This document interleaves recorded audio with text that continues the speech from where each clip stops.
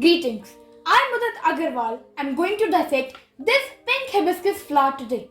So, before we begin with the dissection, let's look at some facts about a flower. A flower has four whorls: calyx, corolla, androecium and gynoecium.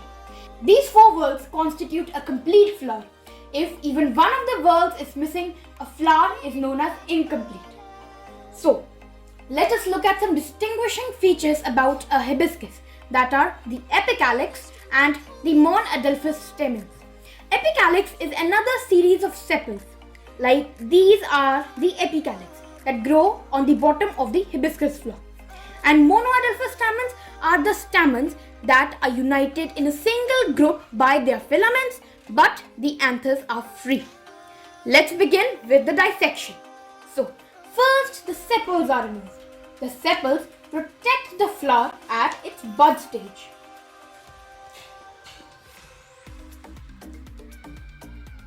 The calyx whorl has been removed. Now we will remove the petals. The petals attract the insects for pollination.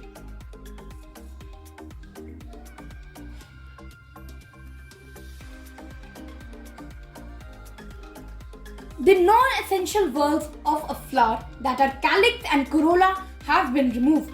Now what are we left with? It's androecium and gynoecium. Androecium is the male reproductive whorl of a flower. It consists of several stamens. A stamen consists of anthers and filaments.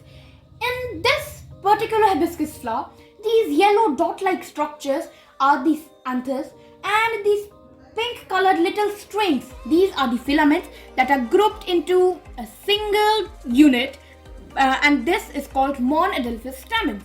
Now let us remove these. The anthers contain the pollen grains, which contain the male gametes.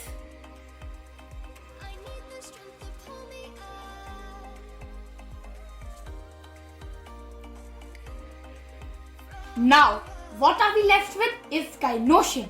A gynoecium consists of pistil or carpel. A carpel has stigma, style, ovaries, and ovules are situated inside ovary. Stigma. Stigma receives the pollen grains from the anthers.